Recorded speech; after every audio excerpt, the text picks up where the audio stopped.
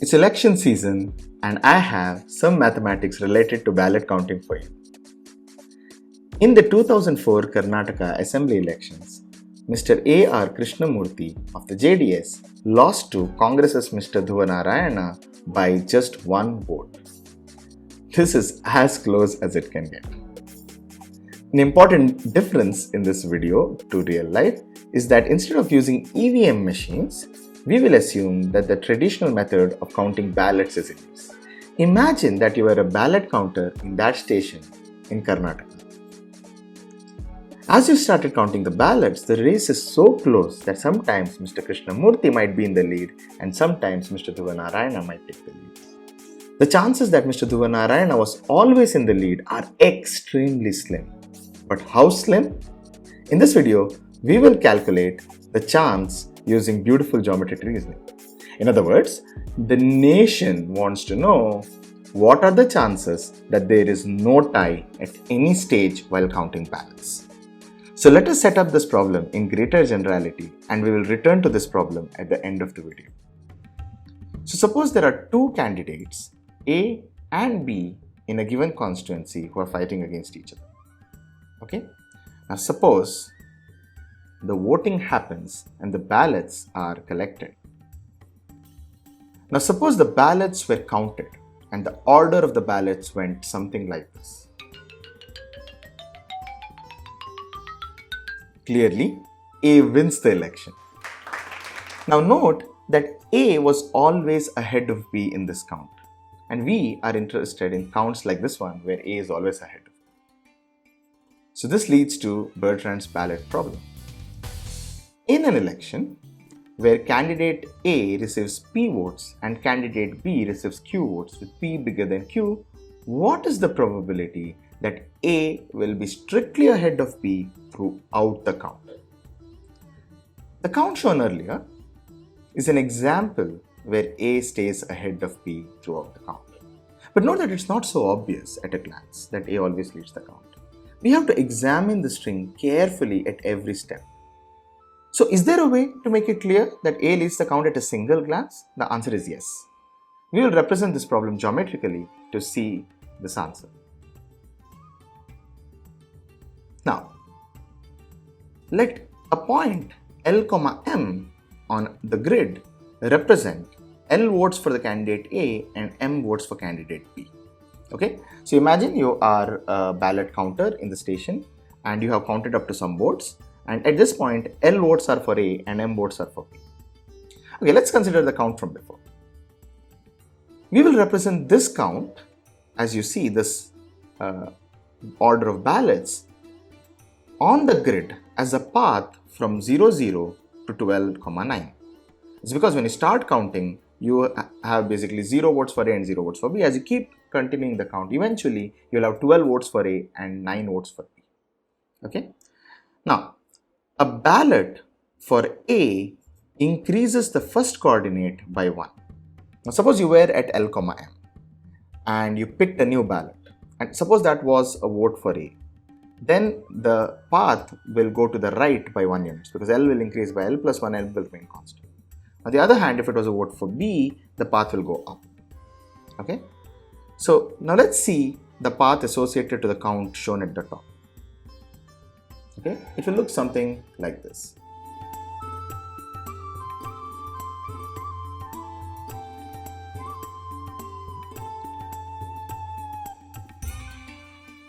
Note that any path associated to a count consists of moving either right or up. We call such paths as voting paths. Okay? We see that in this count, A is always ahead of B, as demanded in the Bertrand's ballot problem. Geometrically, this means that the voting path is always below the A equal to B line. Let us call such voting paths, which are always below A equal to B line, as good paths. Any voting path that is not a good path will be called a bad path. In Bertrand's problems, clearly we are interested in good paths. Okay? Note that the ballot counts associated to good paths always start from A. Alright, now we can state the Bertrand's ballot problem geometrically. The question is, what is the probability that a randomly chosen voting path is a good path? Our strategy will be to count bad paths. So what does a bad path look like? A bad path can start from either A or B. As an example, let us slightly modify the previous count so that the voting path starts from B's ballot. The voting path of the modified count looks like this.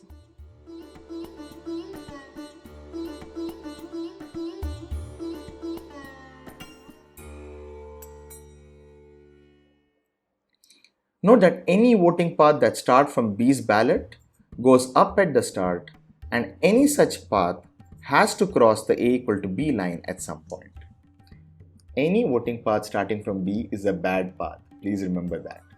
So we discussed how bad paths starting from B look like. The key thing to remember from this is that a bad path starting from B always goes up at the start and crosses the red line at some point, and any path that starts from any voting path that starts from B is a bad path. Okay? Now let's look at how a bad path starting from A looks like. Again, let's modify the previous count slightly so that the voting path starts from A's ballot. Okay? The voting path of the modified count looks like this. Note that any bad path that starts with A's ballot goes to the right at the start, and any such path has to cross or touch the A equal to B line at some point.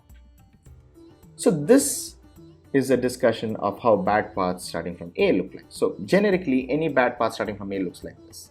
Okay, that it will start from the right and it will touch or cut the red line A equal to B line at some point for the first time. Now let's take any bad path starting from B. We know that it starts going up and then it hits the red line for the first time at some point. Okay. Now reflect the orange part about the red line. Let's see it in action. So did you see what happened? The bad path starting from B reflected to a bad path starting from A.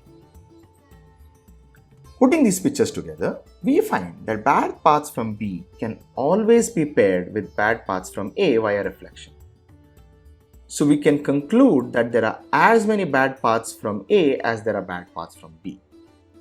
This observation is famously known as Andre's reflection trick, named after Andre, who used this trick to solve Bertrand's problem. Okay, now we are ready to finish the calculation.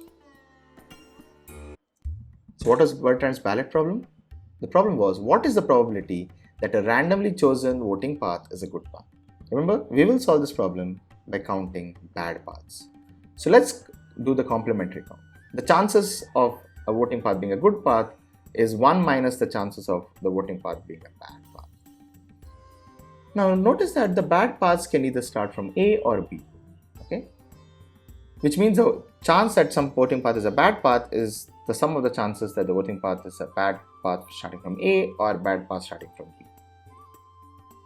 Recall that there are as many bad paths starting from A as there are bad paths starting from B. We just proved it earlier. Okay? Note that any path that starts from B is bad. So the calculation reduces down to computing the chances that a path starts with B. But recall that there are P plus Q ballots in the box and Q of them are labeled B. So the probability that the voting path starts from B is Q by P plus Q. So if you do this calculation, you see that the answer is P minus Q by P plus Q. Now let's go back to our original problem. What are the odds, or what are the chances rather, that Mr. Dhruvanarayana always leads the election in such a close race? We already know that intuitively the chances are really slim, but now we can exactly calculate how slim. And the answer is P minus Q by P plus Q, which is 0.001%, which is really small. Okay, see you all in the next video. Thanks for watching. Bye.